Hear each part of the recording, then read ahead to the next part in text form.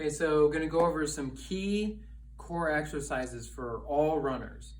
Basically, these are exercises that are going to address the obliques in a cross crawl manner. Basically, cross crawl means opposite arm, opposite leg, which is really how we're designed. You know, from biking to swimming to running to multiple sports, we're set up in a cross crawl maneuver, which means that the core is like obliquely designed across from one limb to the other. So that's how we want to mimic it. If we look at all the diagrams of the core, you know, we got some structures that go straight across, but we've got a lot of structures that come through in oblique manner. And so it's really critical for us to mimic that within our core exercises. Because if we're going to run and I push off, I need to be able to catch force from one limb to the opposite limb. And the quicker I can catch it, the more contained I can be. Because we don't want a lot of rotation happening. This is a waste of energy. Because when we're running, we want to go from point A to point B. We don't want to rotate, which wastes energy. We want to push forward. So the quicker we can transfer force from the leg to the opposite arm, the faster we'll essentially be. So the first exercise is really basic. And they'll get a little bit more advanced as we go, but these are all really critical for us. But the first exercise is still really the foundation of all of this. And it's called the dead bug. And I'm sure you guys have seen it before, but we cannot speak to how important this is. So we'll walk you through a couple things that are critical for it. So basically, you're going to look like a dead bug. You're here, 90, arms straight up, completely relaxed through the torso. What would be best is if you activate your core where you're engaging and breathing out into the core, not hollowing, but breathing out and inflating the core. So once I've inflated the core, I'm going to do opposite arm and opposite leg. Just in that way. So it's actually really hard to breathe and engage the core that way while you're going opposite arm, opposite leg. Now again, you can do like 20 reps of this, and it's not a speed thing. It's not like you're doing it fast. It should be slow and controlled. All the while you're not arching your back or doing an excessive motion through your back.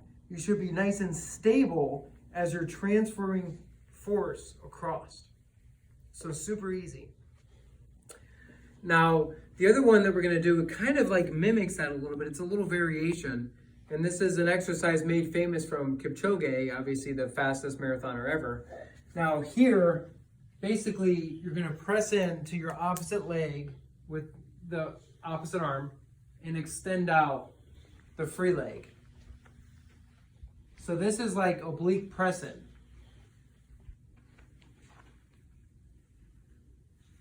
Now here, it's really critical that you also engage through the lower core. Otherwise, you're going to feel some discomfort in the back.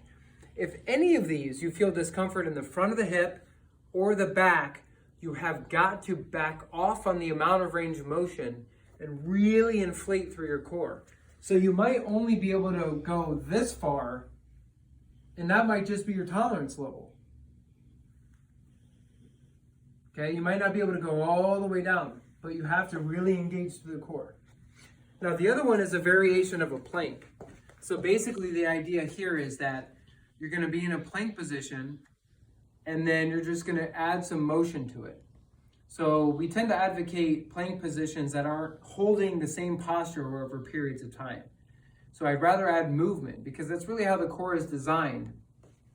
I mean, what activity in the world would we really just stand there and hold a position for long periods of time? Everything is based on forward movement, activation of a structure, and then turning it off, and then activating it and turning it off. That's really what we're designed for in the core. So to do core exercises, a lot of the things that we'll like to do, get into this plank position, add some hip extension, hold that for maybe anywhere from 5 to 10 seconds, roll to a side plank, add some rotation, which adds that activation of the core in the oblique manner. We're getting activation all the way through to the shoulder girdle. You could even add in bottom leg activation, top leg activation, working two different sets of the core, or the obliques, the internal and external oblique. And then you can obviously then rotate to the other side and do the same thing. So again, just adding motion. So what I like to do on that one is, I like to start, do some hip extensions, like 3 hip extensions, rotate, and then do 3 cycles through, and then rotate to the other side. And so that's a good way to kind of activate all the different segments of the core, all the way up to the shoulder girdle. And then now next is we're going to go over some blocks and chops. Now these I think are some of the most misunderstood exercises, but yet some of the most important ones. So this would be something that you could easily do for a chop. So basically where you can attach a band like this in the door frame and set it up like this, and then you're just like you're chopping wood, you're going to chop down. Now if you think of that diagram I showed you, the obliques are designed to in a 45-degree manner, going from opposite arm to opposite leg, mimicking that motion. So pretty simple activation through here. Okay, so you can get creative with that. So obviously to your demand, basically go off the reps and sets. Now the blocks would be the opposite of that. So we'd be firing the core patterns up this way. So basically maneuvering the obliques in a different manner, okay?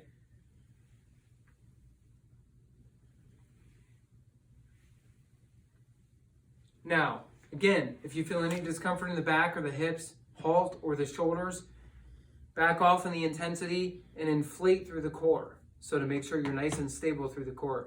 A lot of the ways I like to tell patients is I like to say, like, imagine you're about to be struck in the stomach and you're embracing to kind of take that shock. That's basically the idea. Now, to kind of really address some other segments of the core as well, you can kind of do a side variation of this, where you can kind of take this position, be nice and ground, and carry your core through this way. So again, the idea here is opposite arm, opposite leg, creating force transfer, which is really important for running. Okay, so that's just a simple concept. So create your core routine which mimics this. And pretty much all the really good core routines from both Mo Farah or Leo Kipchoge or anybody along those lines, they're going to have some sentiment of the opposite arm, opposite leg maneuver. So this is oblique core activation exercises.